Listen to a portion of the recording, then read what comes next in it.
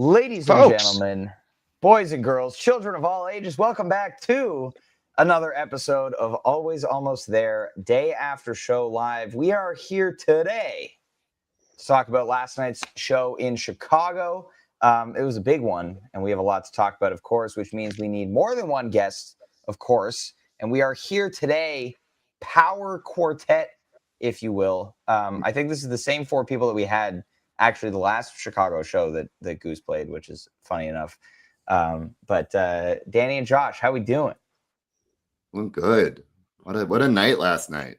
Looked a little wet, but also looked like a fantastic show. Also, I'm now bankrupt from the $22 Modelo's. I hope.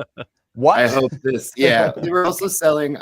We ate beforehand, but they were also selling $30 nachos. Those nachos better kill me if I'm paying $30 for nachos. I hope Live Nation is not one of your sponsors, but no. This was thankfully they're not. Live Nation venue, overpriced, kind of hard to get in and out of, but it sounded good. Beautiful. Always awesome. Who's played? Happy autumn, everyone. Yes, today is the official start of fall. So thank you to Be Done for keeping us straight here. But today we can officially say that it's fall tour. So Louisville will be the beginning of fall tour officially, I think, based on the seasons. I just had to get one more lot show. Since August. So there we go. Well, before we dive in today, just need to give a quick, of course, shout out to our partners for this tour, Hannah and Kait, aka the Cacao Girls. If you've ever wanted to elevate your concert experience beyond your usual pre-show routine, Hannah and Kait have created something amazing called the Conscious Pregame. Whether you're at the show or on the couch, they guide you through cacao ceremonies and meditative rituals to ground your energy, open your heart, and connect more deeply with the music, the moment, and the community. If you go to hannahandkait.com, that's Kait, or click the link in the description, use code AATPOD at checkout for 15% off any purchases over $25. Tickets for that Conscious Pregame in Richmond are going fast, and you don't want to miss out. Now, without further ado, let's talk about last night. This is Goose's first time at Northerly Island. Big level up from the Salt Shed, of course. But let's start with you, D. Tell me about the vibe pre-show last night. Yeah, so Northerly Island is a little off on a little peninsula of sorts. An island?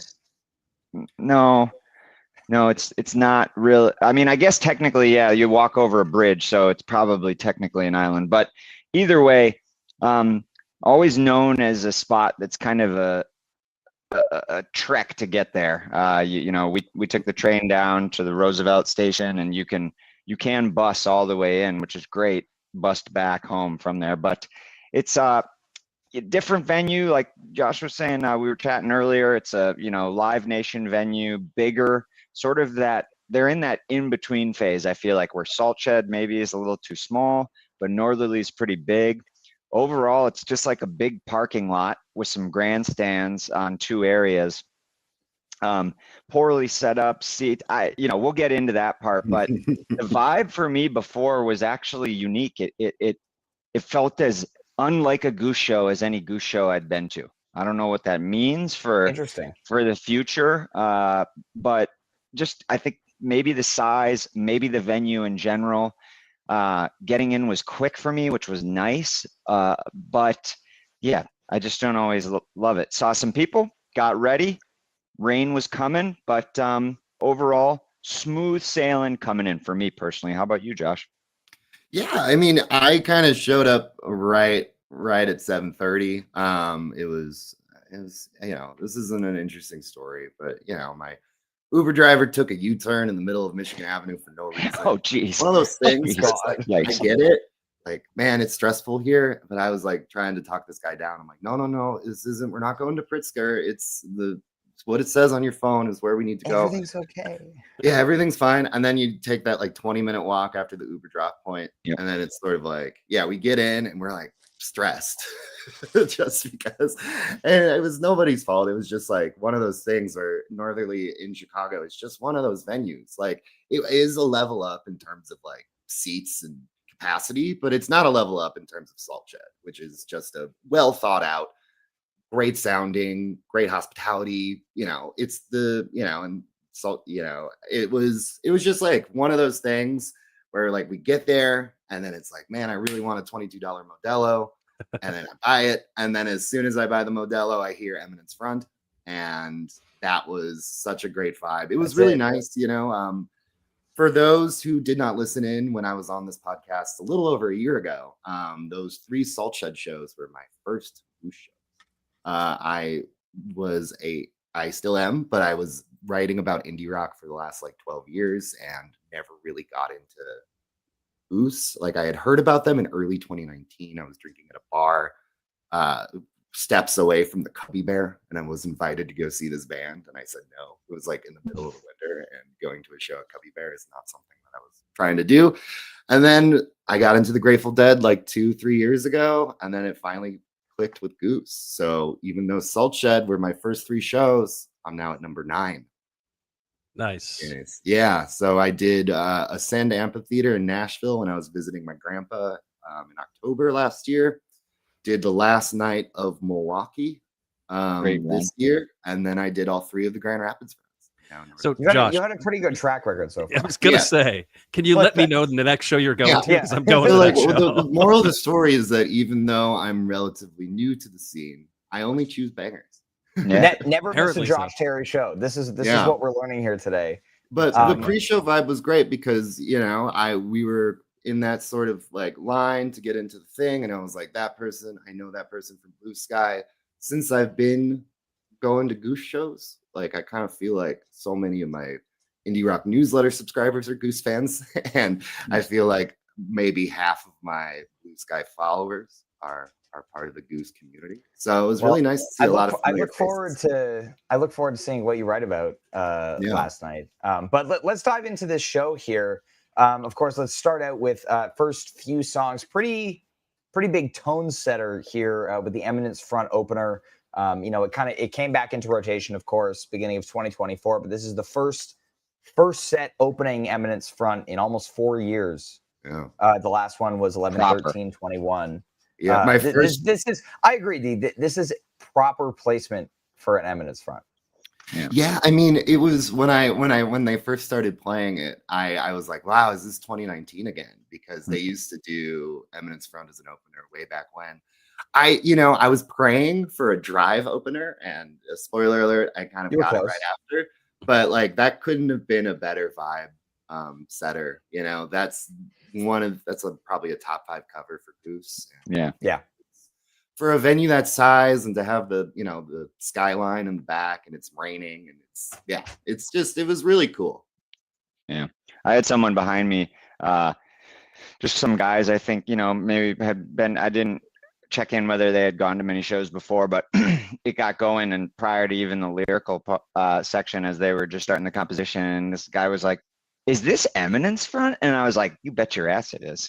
Just like, like fuck yeah. Yeah.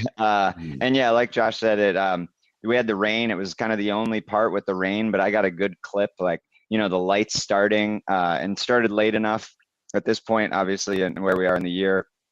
It's dark by the time the show is starting. So yeah, just pretty cool with like the lights shooting out and, the rain coming down and just, just a great opener. I love it. Sets the energy perfect, as Josh said.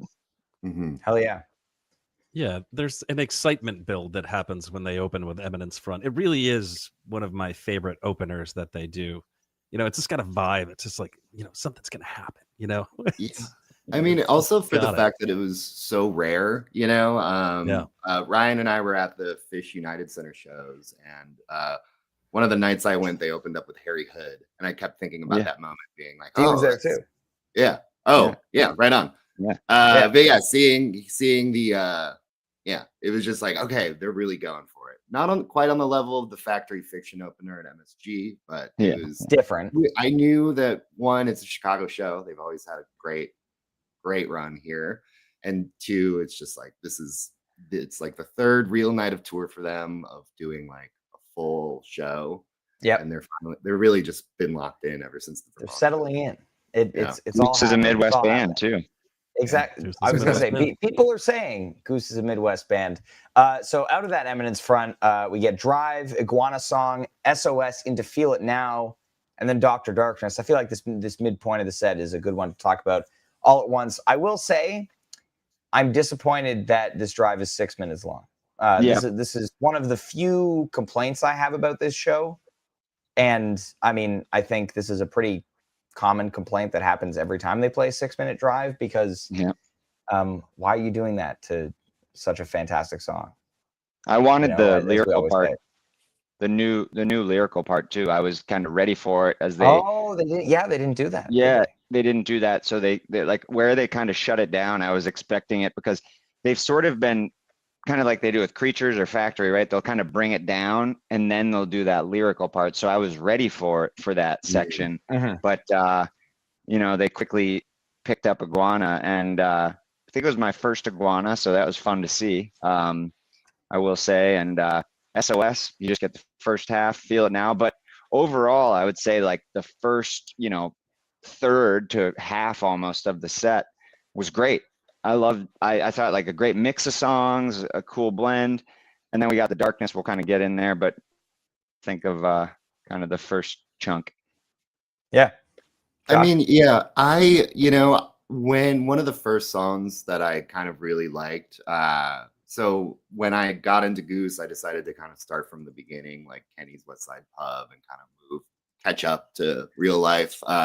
So I loved kind of the earlier Drive versions where they had they don't think they have the lyrical part yet, but they had that second jam that they brought back on the summer tour. I was hoping to hear one of those, but I thought that even though it's a 6 minutes, it was a 6 minute version. The song was great. It was a perfect vibe setter. That opening riff is the coolest thing to hear in an amphitheater. It's just like from the high of Eminence front to hearing that, that's awesome. I was just so happy to be there. Iguana Song, I am really loving. So in my day job, I'm a journalist, so sometimes I get albums early. I know. But I got Everything Must Go a little early before it came out. And I was texting with Ryan being like, okay, Iguana Song is going to be the big jam vehicle of the year.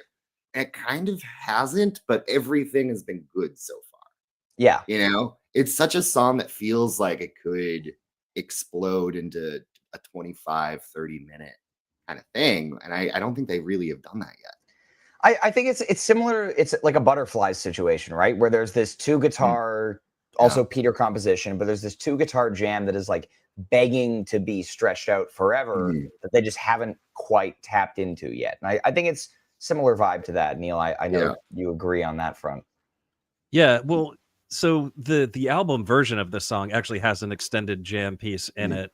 And, D. James Goodwin, in talking about this, was saying in an interview that they just allowed it to be. Is that I don't think this was our interview, but in any case, we haven't talked about it yet. Yeah. So, well, I mean, I can say, like, we just talked to D. James Goodwin the other day, and one of the things that he was talking about was how this song kind of was allowed to breathe in the studio, and they just let it kind of extend because it just felt right. Yeah. And so I agree with you, Josh. It's got that jam built into it, and you get a little bit more of it here. And it's a jamming style that I think I'd really love Goose to explore. Like Ryan said, like Butterflies, where it's like just stretch it out and have this like this cool vibe that is really atypical for a jam band. I mean, D. James Goodwin himself called it like a krautrock jam, and I love that because that is the vibe that I get completely. So it's pretty sick. I remember saying last year, I'm like, I really want Goose to explore more krautrocky. Like, I don't know, as a relatively new fan, I feel like I've been winning. Like my big Goose takes, I was like, all right, I want a Goose record where there's like really little studio overdubs, just the songs played well, and of course Chain Your Dragon. And we've been winning. Us indie rock Goose fans have been winning this year. So in our conversation about Chain Your Dragon, your name actually came up because you said, like, finally this is a Goose album that I can show to my indie rock friends. Yeah. And so I told you, James Goodwin, about that, and he loved it. He appreciated it. Yeah. Good, right on. Yeah. Well, so from there, the SOS Feel It Now. Love this move. I think they've been, when they have chosen to split SOS into two parts, the SOS and the Dawn segments, I think they've chosen the moments very well. And I think this is a cool way to do it if you're going to do it. Yeah. I don't know if you guys have anything else to add there before we talk about Peach, but yeah. No, cool. Darkness was a weird spot for me. Like that, I thought like it weird lull. It just, it kind of, the placement of it a little bit, like maybe if it was, Eminence, Darkness, drop, just something. I just felt like it just felt like on the back end of that first, 35 minutes we get, and then you got Dr. Darkness, and it just sort of felt odd. So I love the song though, and I think it's gotten better since coming out and on record too. So it dot. Yeah. But no, it was good. It was good. In 9 Goose shows, I've seen SOS 4 times. I do think that it is. I think, especially with the Dawn section, I think like as a composition, I'm dancing around the elephant room here. No, do it. Just it. But it is one of the best songs to hear live. It is kind of just classic. It's the kind of platonic ideal of a Goose song, especially live, like especially the end section of Dawn, and we'll get into that later. I've seen it broken up twice, which is cool. And I liked it here. It was kind of jarring to see it switch to Feel It Now, which is another favorite. But I'm just happy that out of all of the songs that they could have chosen to repeat from the Free Night Soul Trip run, they chose SOS, Dawn. There you go. Yeah. So Peach. Wait, hold on. Sorry, Neil. I got a couple more things to say here. This was especially fun to live set list. Yeah. And I was talking with friend of the pod, Garrett, last night. He was at his 100th show last night. Yes, I met Garrett for the first time. Oh, he said he ran into you. Yeah. Yeah, so it was so nice. It was, I saw him like in the security line on the way, and I didn't want to like, Garrett, what's up? But we actually ran into each other during set break. Nice. Great dude. His 100th show, and we were texting back and forth, and he was like, hey, when they play SOS, you should live set list into Dawn. And I was like, I'm going to do it. I'm going to do it just to mess with Ryan. And then they break off of SOS. And I was like, damn it. Like, I can't do it. They're going to split the song up. And then they played Dr. Darkness. So I live set listed the dot. So for an inside look here, Fish went to set break last night, and I looked at the Goose set list, and Goose had just started playing Dr. Darkness. And the first thing I saw when I opened Blue Sky to look at the thread was ... And I immediately started calling Neil to tell him that he was a moron and an idiot and that I was going to kill him. It was awesome. He didn't pick up That was the for phone. Garrett. He didn't pick up the phone. But shout out to Garrett for his 100th show. Garrett did get the expected response from me. I am consistent, and I will react horribly to things that I disagree with. So good. But yeah, anyway, Peach. So again, another thing that this happened during Fish set break last night. Huge shout out to Goose drum tech Jordan, who let me know almost immediately what the song was called, because he was trying to tell me that it's a band I should listen to. You've never heard Future Islands? You'd know the song. And as with most music recommendations that I get, I will not listen to Future Islands. But I'm going to continue listening to jam bands. Anyway. Moving on from there. I immediately Googled Future Islands, like to kind of see what the vibe is. And I saw the phrase guitarless synth pop. And I was like, wow, that is the most Rick Materatonda genre ever. like when I think of a song that like Rick hears and wants to cover, the phrase guitarless synth pop is like perfect for describing that. Yeah. Mm-hmm. It's a cool cover. Yeah. My guy really loves tasteful big indie. Like that's sort of his, the the covers are so interesting as someone as an indie rock fan, because it's never like, you know, the big hit. Like, you know, if you were for people who are familiar with Future Islands, you would expect something more like I don't know, Seasons, Waiting on You. Waiting on You, yeah, right. Which would be really cool. But Cotter should sing that one. But yeah, no, Peach was crazy because the bass line is so similar to like a Cure bass line, where like at first I was like, oh my God, doing like a Cure song. That's awesome. And then it was like the chord changed and I was like, nope, this is definitely not. I haven't really listened to Future Islands in 10 years, so I didn't know the song. But you knew Future Islands. What? You knew Future Islands. Like, they're huge, man. You know the song, your big song, Ryan. Yeah, Seasons is I think it might have been a little like 11 years ago. I know I was still writing. I already started writing about music.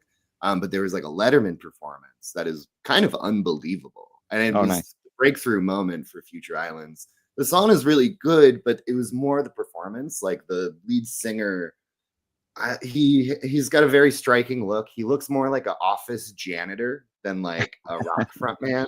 And he's just like contorting on stage, and his voice is it's just like one of those classic performances where it's, you know, my friends and I still talk about it like 11 years ago. You should definitely watch it. Any Goose or indie rock curious Goose fan should watch that. Nice. I don't know. I like the cover. I think that like the cover kind of occupied a kind of nebulous area for me because granted, I wasn't too familiar with the song, but I listened to it a couple times this morning, plus the cover again this morning. It feels like it's in a nebulous territory of being too loyal to the composition, and you know, and it's not quite their own thing yet, but it's like on that gray area cusp, and I don't know. I think that it could be. Yeah, we know that Goose changes up their covers. You know, the songs have evolved in a lot of ways. The approach, kind of. And I think that, you know, I'm happy to get my first debut in 9 shows, but this was more of a baffling one to me compared to interesting. Yeah. I mean, this feels like in like the No California category for me, where it's like a recent song. Like Future Islands came out last year, or Future Islands. Peach came out last year. It came out. It was a single in 2021. It's been out for a long time. Album cycles take a long time. I just hit Google and it said 2024. That's a lengthy album cycle. Yeah, Goose is jealous. Yeah, but it's interesting to me for sure. Like this fits Goose's sound so well, and I love that lead bass riff from Trevor that kind of kicks it off. I will say, listening to it, you know, for the first time this morning, I was kind of like, all right, like this sounds like if you put song that Goose would cover into ChatGPT. You know, like it's a good song, but it's like it feels like it's like so in their wheelhouse that it's weird. Stock, sort of, but I also appreciate, by the way, that Goose decided to debut this new indie rock cover when we had Josh coming on the pod the next day. And I'm sorry for the like. I think I appreciate the expertise, and I'm happy that you're on today. Yeah, and that's why they must have seen that you were coming on the pod. They must have heard, and they were like, okay, we have to play Future Islands cover in Chicago. Yeah, right. But D, for a band that I kind of stopped listening to 10 years ago. But what was really funny was to see, you know, everyone kind of take out their phones during it, you know, and just be like, everyone wants to know what it is, you know. And again, huge shout out to Jordan for letting us know what it was very quickly, though some people might have taken a minute to actually post the setlist thread.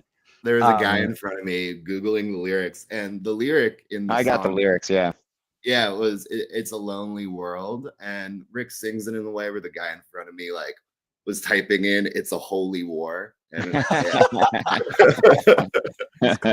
he's like accidentally getting put on an FBI watch list at a Goose show. D, what'd you think of Peach? I liked it. Yeah, I can't not too much different from what you guys said. Like, it did feel like a song that fits into their mold well. I thought sounded very clean, performed very well. I'm not familiar with this song in particular, so I'll have to go listen to the actual Future Islands version. But I thought it was good. I thought it just kind of like, in terms of the coming after darkness, it felt like that little weird section of the set too. Like you had that, and then a new cover. So it, it just felt like a moment where, they ended the set, as we're going to go into, with something that brought the energy back, and then finished the split up SOS like we had, sort of been waiting for. But I thought it was a good way to sort of feed into that.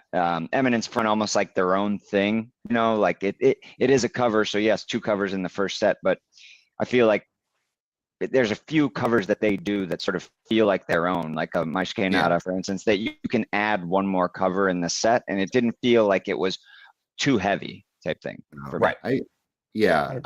I'm excited to kind of sit with the song for a bit and kind of see if my opinion changes. I do think it was like the first set was awesome. It was very well paced, and the one thing I've noticed on this more recent tour, and it's kind of been just a gradual improvement just since I started really listening to them and doing the deep dive, is that their transitions are getting so much cleaner. You know what I mean? Like the way, listening to like the first set of the Burlington show was kind of unbelievable.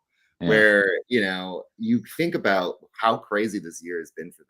2 studio records, lineup shifting, Madison Square Garden, all these tours, all these kind of one-offs.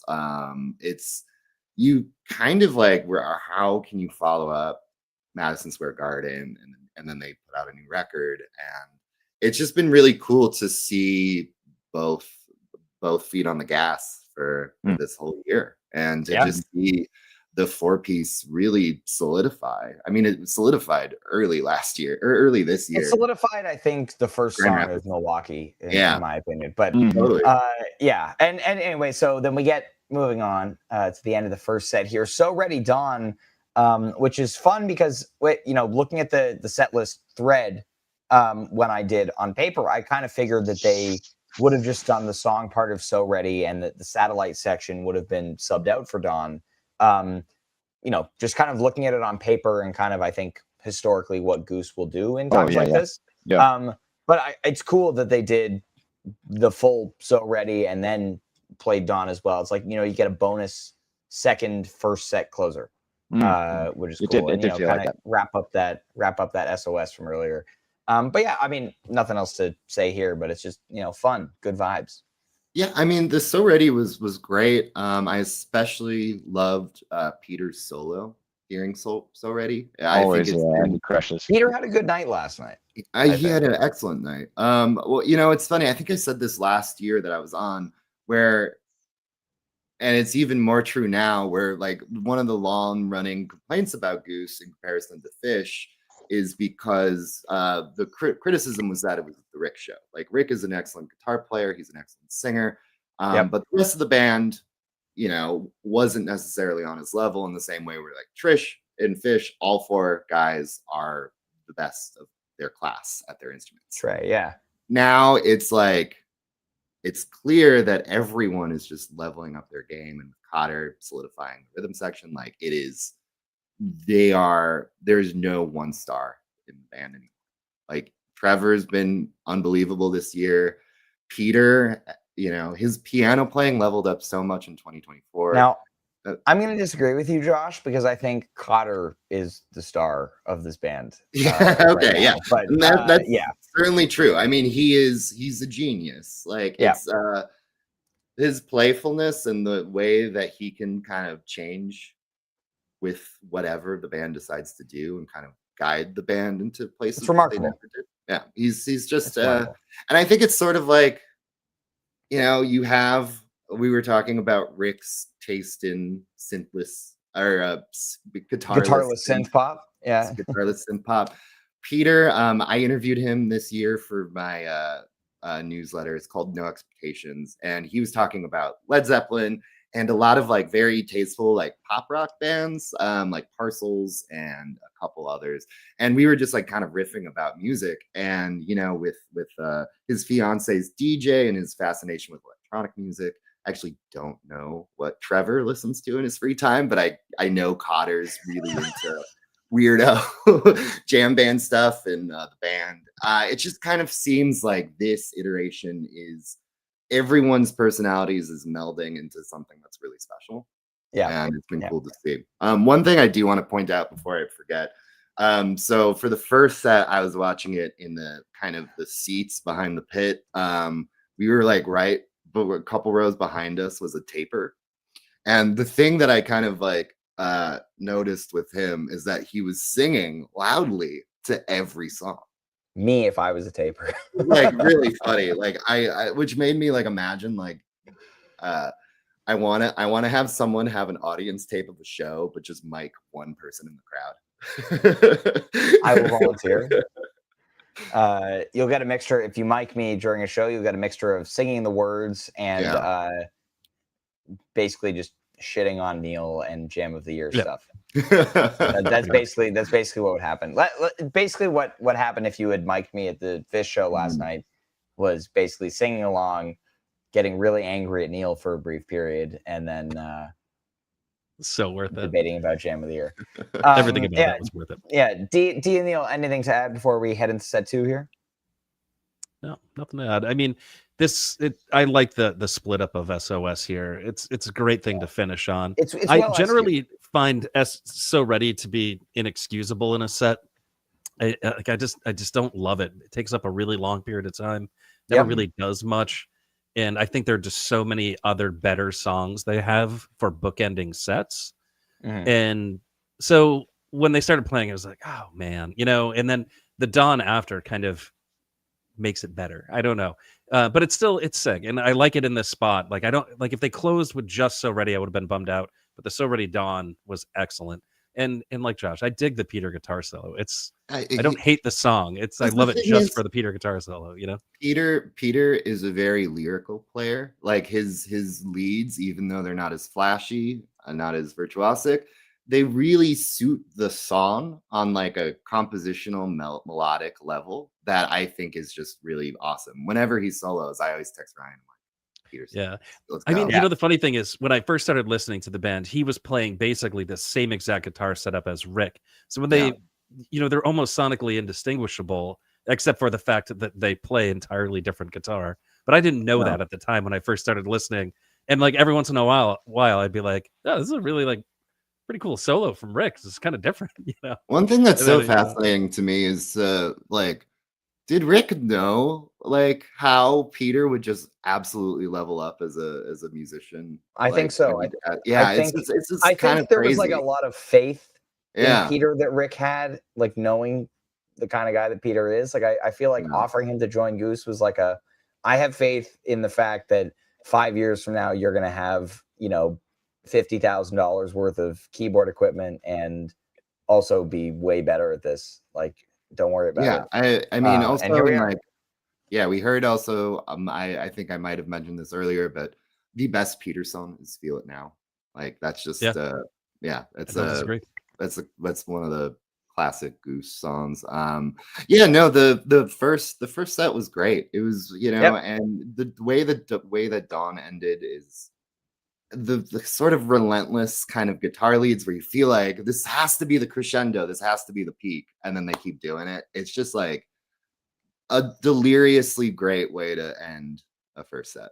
I would have been happy with just that. And speaking of the end of the first set, let's talk about set 2 here. Hold on. I just had a little bit. So like I thought Rick's tone great. I'm So Ready. A little bit extra, like I would call them Ricky Digital. That I thought like extra on the sauce, but also I thought the Dawn outro jam almost had some of like the Animal feel we've had, where it's like the double time, like kind of the faster jam. So that was unique. I know they've been jamming it a little bit, but this one felt a little. It had like it kind of ended and then it like went into a full different stylistic place. So I thought that was fun. Fun. Like, it saved the end of the set a little bit. I agree. Well, D, let's keep it rolling with you. Set 2, Hunger Sight into Don't Leave Me This Way. Not just your typical, sorry. That made it worse. Not just your usual big, shreddy peak hunger sight. I feel like we got a little bit of a different flavor in this one with this kind of build. Very enjoyable jam. And Don't Leave Me This Way. I mean, this is still such a great cover for this band. Brings the house down every single time. But Deep, throwing it over to you. What did you think of these first two of the second set? Yeah, I agree. I liked it. Hunger Sight, yeah, it sort of can get into that typical mold where, like you said, just a straight ripper. We saw that a lot in 24 with the jams of it. And but I think somebody had made a comment about, like, I think it was even in art, like, oh, they're not, doing the Hunger Sight every third show, but it came back. So we were here again. We got a Hunger Sight. And yeah, I mean, I liked it. I think it was they didn't drag it out too much either, which made it work for the whole set as a whole. I think that Hunger Sight could have gone, what was it, like 15, 16 minutes, I think? Yeah. And it could have gone like a little bit more, but I think they ended it at a good point, like you said. And then Don't Leave Me This Way is just crowd favorite. Place was going nuts. I had moved into the ADA section for set 2 in the back, so I was on a riser, which was nice, and just getting to see everybody. Yeah, more phones out, great view of the city, and just bumping. People were just going nuts for it. Everybody loves it. And, the chorus is great. So got the place rocking right away. And I think for me, like, set 1 felt a little disjointed. It was good as a whole, had some moments, but then Hunger Sight, Don't Leave Me, just like picked it up, right back up, got us going. Yeah. Mm-hmm. Neil? Yeah, I mean, the Hunger Sight was great. It kind of reminded me a little bit of a more pared back Milwaukee Everything Must Go or Hunger Sight from that show. Like, it was just a really beautiful playing. But yeah, like Danny said, the Don't Leave Me This Way cover, kind of when they first started playing it, was already kind of shot up to like the top 5 Goose covers. Like that's just from the New Year's one to the one in Grand Rapids, like this is just like a perfect get the crowd going, like, and it's like with the Eminence front opener and drive and how the amazing way to end set 1. It was they really went for it this go around. It was cool. Yeah, for sure. Neil, your thoughts on Hunger Sight, Don't Leave Me This Way here? Hunger Sight was excellent. I was actually surprised that they played it. I mean, they've been playing the hell out of this in one set and festival shows and everything. So I thought it was going to stay on the shelf a little bit longer, but I'm glad Rockdale, both surprising so far. Every other show. We're just going to keep playing them. Hey, nine Goose shows, no Rockdale for me. Wow. I really thought that's an incredible stat. Yeah, that's an incredible stat, because if you see 3 shows in a row, you're almost guaranteed one. But Grand Rapids and Chicago, no Rockdale. Yeah. Crazy. Yeah. So yeah, this Hunger Sight also is really good. I mean, they're all really good, but I enjoyed this one last night. And then Don't Leave Me This Way, we were kind of joking about now Goose has like a defined dance segment in their shows. And I was kind of likening it to Drums in Space, or maybe Fishman playing the vacuum. There's just a sequence that happens, well, Fish doesn't do this anymore, but like every show, they've got like a period of time where something else is happening than the typical menu of things. And Don't Leave Me This Way is that. It brings the house down. And it's one of those covers. I think covers can do a lot of things and kind of show you how tasteful, they are with music. And I think like Peach actually did that. And then there's like this kind of cover, which is straight wedding DJ shit that people just go, but everybody goes bananas. Yeah, but it's so good. That's in a good way.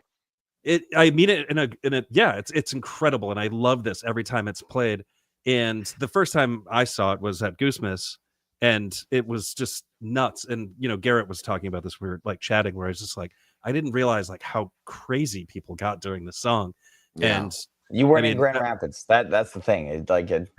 Yeah, people just throw the it Grand Rapids Don't Leave Me This Way, I think, is the pinnacle of this song, and I would be surprised if they ever replicate the energy from that one. Josh can attest. Yeah, that was nuts. And it was also that was night 3 of Grand Rapids, right? Night 2. That insane drip sea Creatures Don't Leave Me This Way second set. Oh yeah, that was like that was one of the best, the craziest thing of all time. Speaking of one of the craziest thing of all time, let's talk about this tumble. And I'm like, setting myself up for failure by saying one of the craziest things of all time before I talk about this tumble. This is a fantastic jam here. There are several people the usual suspects, if you will, when Goose plays a big jam in the Midwest, you will see people like Juzzle and B Done at the show, and then it becomes the jam of the year for these people. Are you talking about the Grand Rapids Madhuvan? No, unfortunately, Juzzle has abandoned the rightful jam of the year at this point, and these two guys have reunified. So for those of you keeping track of the brief, I guess not brief, 6-month jam of the year battle between B Dun and Juzzle, many people took sides, families were broken, but we're all back together now. And by we, I mean the people that are delusional about the jam of the year. They're all behind the Chicago Tumble now. Chicago. This is a great jam. I mean, for me, it's all about the last few minutes when they come out of that Bliss jam and they get into like the Cotter craziness that happens post Bliss. That's the shit that I think is the best part of this jam, and that's what elevates it.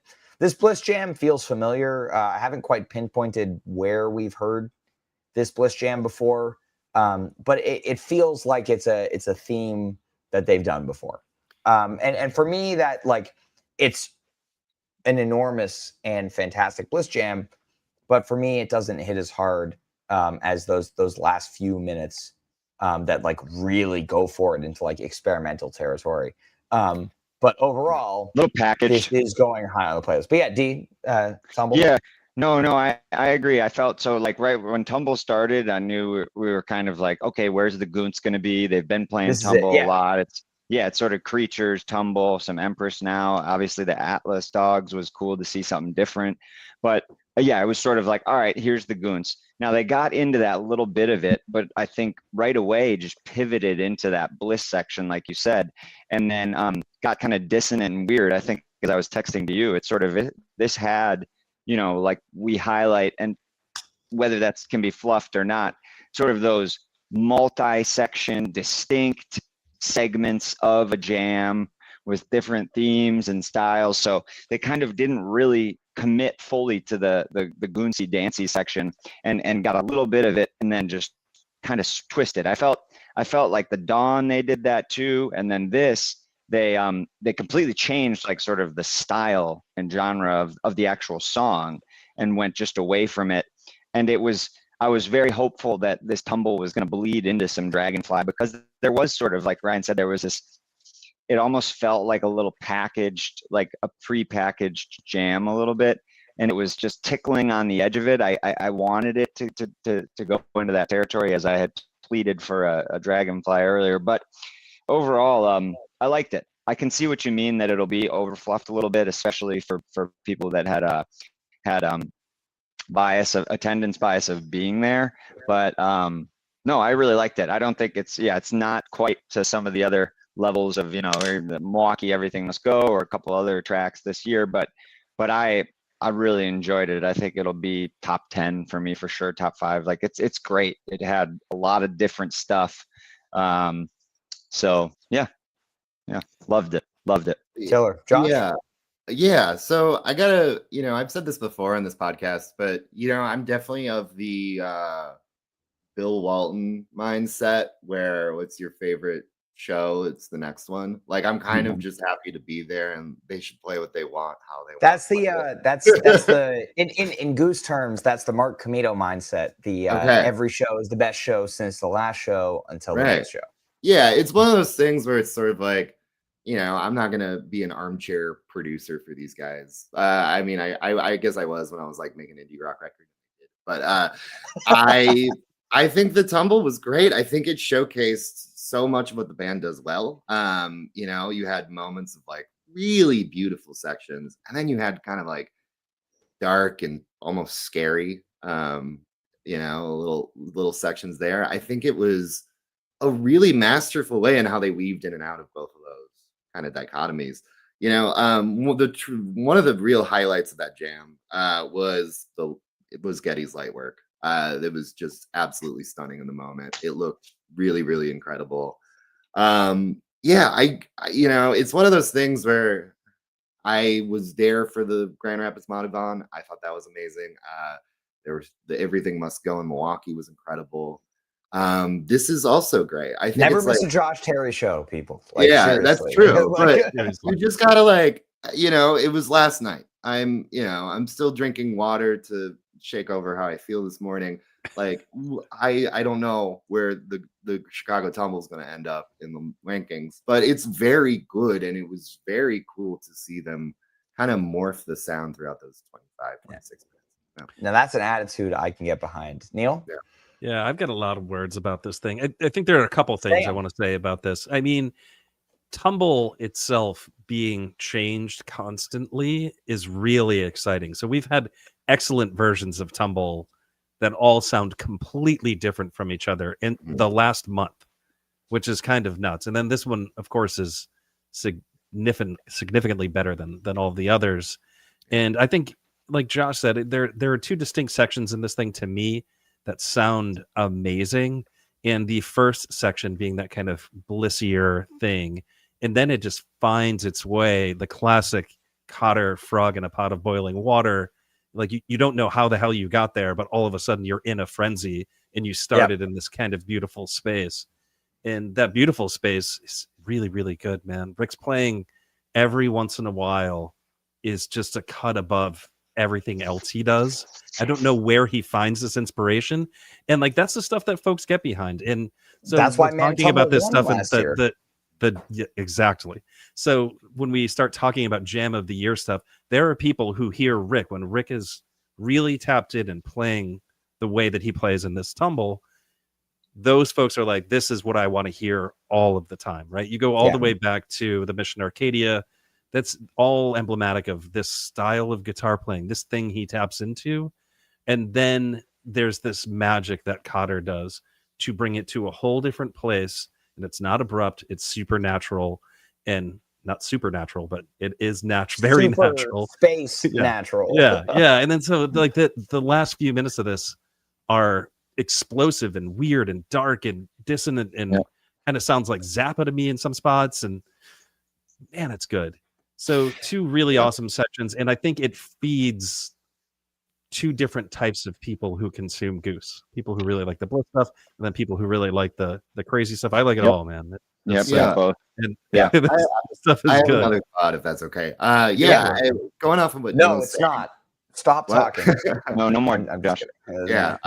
But going off of what Neil was saying, one of the things as someone who writes about music, I've been thinking a lot about like why I like Goose so much. When going into it, I thought this was a band that I wasn't gonna like. And what Neil is saying is there's such a good kind of emblematic thing of the 21st century threads of American music. You have this indie rock contingent. They'll cover the National. They'll cover Future Islands. You have the jam world. They're deeply indebted to Fish and the Grateful Dead. Everyone knows that. And you also have these kind of just radio ready pop fans, the people who will go to shows because a great song was on the radio, the people who are more into Mount Joy or Chapel Roan. There's crossover. Dave Matthews Band. All these different Dave Matthews Band. There's crossover for that thread, and there's also crossover with classic rock dads, like people who were really into seeing like Bob Seger, Kenny Loggins, that kind of stuff. It's kind of combining all of the music that most of us grew up on into something that is totally one of the best 3-hour shows that you could possibly see in a US tour right now. And just that kind of level of thoughtfulness, not only in the setlist construction, the choices of covers, but also in how welcoming they are to their fans. It's like they do really give back to the people who see them a lot. And it's like even someone like me who saw his first show last year in September, like in January, I hit up their people and I was like, do any of them want to come on my newsletter? And then like within Peter was down, hours, Peter was like, yep. And it's just like stuff like that, where it's like they're on a level where they don't need to take these thoughtful steps, but they continue to do and double down on it. Yeah. Amazing. Speaking of doing cool stuff, Empress Jedstone Empress, of course, there's an encore break after the Jed Stone Jam. there. Jam. But this is pretty killer. I mean, Jed Stone has now closed a couple of second sets. It works well in this slot. I gotta say, I'm not usually one for the ballad closing the set. And Rick I loves think there have closing been it. times. I was about to say, like, Yeah. Rick loves and Goose loves like putting a ballad at the end of the second set and that Give being it time the or ending something. point. Well, Give It Time also ends on a high note, but I'm thinking of like they've done like a Eurasian closer a couple times. Ends I with think settle. like Real Bring It Down, and then you bring it back up for the encore. And I think the first Empress here really just sets the table for what they do in the encore, which I think is the real talking point here, which is just a few minutes of just some serious goons. And then Jesus. Back into the ending of Empress. But this encore is fantastic. Yeah, I thought I thought like once you see it in back, like I think you sort of would think, oh, okay, well, let's play Jed Stone after Tumble, because we kind of, as you said, you deserve that little bit of that ballad. Empress is your classic just energy crowd. But they clearly wanted to do this little package deal. The Empress just was getting to the Jed Stone felt a little bit awkward in the transition for me. Like you were sort of building into something in Empress. Then we go into Jed Stone. Gorgeous song. Saw it at MSG. Seeing it again here. It's beautiful. People starting to know it from the record. And then I don't know how many times they've done it. Maybe a handful, but kind of that, the note, like leaving a note, walking off stage. Christine, my partner, she had run to the bathroom and thought that somebody had to go to the somebody on stage had to go to the bathroom themselves. She was like, oh yeah, like I know Rick does. We know Rick obviously had to relieve himself. We know probably. Red Rocks 2023. We know about Rick going to take a bathroom break. But like literally, she was like, oh yeah, like that was cool. Somebody must have had to. What, did Peter have to go to the bathroom? And it was like, and I was like, no, they all got off stage. But we're not going to kid ourselves here. This was a jam, a straight up. They started with a jam. I mean, Cotter, kicks off a cool beat, and then it was just, we didn't get the goons proper in Tumble, but holy fuck, I mean, that was gnarly. Like we had a little bit of like some Creatures into the Mist. Like Neil said, he was like, it's Creatures without the song, and then I was hearing Mist, and just like tons of like heavy, basically like a wave of sound, and just a tyrant sort of force of this chugging goons, and it was gnarly. So for me, it was jam into Empress, but I digress. Other people the here Goons were score in charge of the set list last night. The Goons score. There are no rules when I'm not in charge. All logic goes out the window, as we've seen. Right now, that is not true. I think. Well, one thing I will never do when I'm live set listing anything, because I actually have thoughts about this. You will not never type the word write jam. Yeah, God, I hate that. I agree. By the way, I would have set listed it the same way that you did. I'm just being. Of course, it's a jam. I mean, so now I have to say the thing, because this was brought up, and I gotta just get it out now, because it's like in me. It's gonna burn me. Like especially named jams, those ones really piss me off. I'm like, you go to like old Fish set lists, and there's like the digital delay loop jam. Like, no, and it's just like it's jam. Like, what the hell? It's a jam, and it's a jam in the middle of a song. We don't name all of the jams these bands do.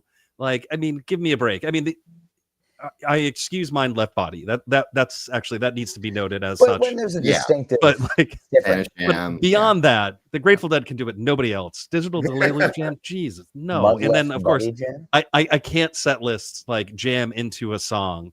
That's just madness, because we never set list song into jam. The jam is expected. I don't know, but I had to say the thing. But so really quick, just about these pairings, I love the late second set ballad, because I love the Grateful Dead, and the Grateful Dead do it so damn well. And like the broke down closer kind of thing, or just the Morning Dew, late Morning Dew, or late Wharf Rat in the fourth quarter. I would put Morning Dew and Wharf Rat though in a different category. I guess Jed could be then Jed Stone. That with like, you're right. I guess Jed is more of in terms of the songs that we just mentioned here, but in terms of it's closer to Morning Dew than a Broke Down. Like yeah, so there's that big guitar. Well, that's the thing. It has that big guitar piece in it, which actually I regret. That's one of the things that I actually wanted to ask you, James Goodwin, about when I was talking to him was who gave Rick that sound? Because he has a pedal that he kicks on, some kind of overdrive, for the guitar solo in Jedstone, and it is so not jam bandy sounding. It sounds to me like Built to Spill. It's just got like this like kind of big guitar to it. And very like indie rock and feel. And man, it's so cool. You know, you have this like really like kind of slow ballad and it ends big, and just I love the way that arcs going into the end of the show.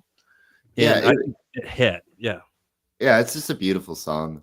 It's you can see like, yeah, you can see the writing just kind of really. I don't know. They seem to be flowing in a lot, more efficient and thoughtful way. This is my first Jedstone and my first Empress. During Jedstone, there was a guy who was double fisting two Miller Lights, shirtless, backwards cap. Oh God. Standing right next to me, screaming every word of Jedstone, and he was like crying. And it was like actually, it was one of those things. That guy had a good night last night. This guy, like, go back to Barstool Son, and then was that Big Cat? He was like, the show. He was like actually really nice and thoughtful. He was like, like an aggressive sports bro, but he was sobbing and screaming along to Jedstone, which never judge a book by its cover. That's one thing. I do want to talk a little bit about the encore. The drone. Yeah. I hope they do that more. That's cool. As a metal and ambient guy, like I like that shit a lot. Excuse me, sorry for swearing. But I also thought the jam. This is not a family show. Yeah, I also thought the jam was excellent. Like Danny said, I was sort of like, oh, they didn't play Creatures and Saltshed. I think they might be doing that now. But to see it just kind of have this propulsive thumping energy, I don't know if this was intentional, but Chicago is the home of, or was the home of Wax Trax Records, which was very influential on the industrial music scene. The Goons was kind of more like, like a Ministry or early Nine Inch Nails kind of vibe. There was like a level of like intensity and kind of. I hear that, Josh. That was like violent and cool and danceable. It was really awesome. And I haven't really heard them, even though they've been exploring a lot of electronic textures. I haven't seen them really go that dark with it, and that kind of rock. They're onto something with the Goons. It's in like kind of a transition right now. Like I feel like over the past week we've seen, like it's crazy. Like Burlington was a week ago, but we've seen several different variations of the Goons over the past 7 days. And so I think they're kind of figuring out where they want to go with that kind of jamming style from here. And so that's, I think, over the next week, I think a week from now when we're talking about the Charlotte show, I think it's going to be something completely different when we're talking about the Goons. Like that's where that style is right now. And and that's one of the joys about being a fan of this band. Like, look at how like a song like Western Sun evolved after the Julian Lodge sit-in. Like it's cool to see these four guys' tastes evolve, to see them take swings that they hadn't done previously. It's like that jam was awesome, and it kind of unlocked a kind of new direction to explore going forward. Your direction. Really exciting. All right, everybody, and that brings us on that note to the close of Chicago here last night. Thank you guys for joining us today. It's been a pleasure. I'm excited to announce, I'm sure none of the people listening to this care, but I'm excited that I'm going to be at the next 8 Goose shows going forward. And that's going to be a lot of fun. I'll be looking forward to kicking off in Louisville. I'll be posting up at the roof of the Winger Circle for the secret Goose show that's not actually happening. There you go. Exactly. So make sure you supposedly, Josh, so Aaron Magner's playing at Garcia's, and Spaga, his side project. There is rumblings of Goose coming on with Spaga, or at least with Magner. So I got some buddies. We got some tickets. I'm gonna go. It's kind of like a jazzy side project, anyways, where there'll be some biscuits. Like last night, he did Cumberland I'm surprised Blues. you weren't going anyway. No, yeah, I wasn't there. I was planning on, like Josh said, there was an expected. So for those who didn't know, there was supposed to be a secret show on the roof of the Wiener Circle, Chicago Police. Was this supposed to be? Like, I don't Yes. think was this just a rumor? Oh, it was. No, yeah, the police department shut it down. Oh, no shit, no way. Yeah. Okay. So Oh. after, so Marshmallow, yeah, the DJ Marshmallow had one a couple of months ago, and it was supposedly just a shit show. So they, it was fully in the works, and CPD said no. Okay, interesting. I mean, I say that I'm upset at the police here, but like I can't blame them because like the zoo that would happen with Goose playing on the roof of somewhere is like, a bit ridiculous. But that brings us to the end of this Chicago show. If you're going to Garcia's tonight, if Rick or somebody does pop in, tag us in the video. Let's see what's going on. There were some rumors of full Disco Biscuits and Goose show. I would like to put that to rest by saying that Brownie is here in Hampton. And love that Brownie's out there living his best life right now. Dude, riding the rail. He's crushing it at shows. Yeah, he was on the rail on Friday. Like he's crushing it at Fish. I'm gonna go see a Fish concert tonight, and then I'm gonna go on Goose tour. Everything's going great. But thank you everybody for joining us on your Sunday to talk about last night's show in Chicago. Go listen to that Tumble, but don't rank it number 1 on your playlist. Oh, stop it. We will see you on Wednesday to talk about Louisville. And as we hinted at several times in this episode, yes, if you didn't know, which you wouldn't have before this, Neil and I did sit down with D. James Goodwin just last week. Fantastic interview, really amazing insights from him on Chain Your Dragon and more. That will be coming soon. So look out for that. It's amazing. Fans of cigarettes will love this interview. And we love you. Thank you so much for listening. We'll see you on Wednesday.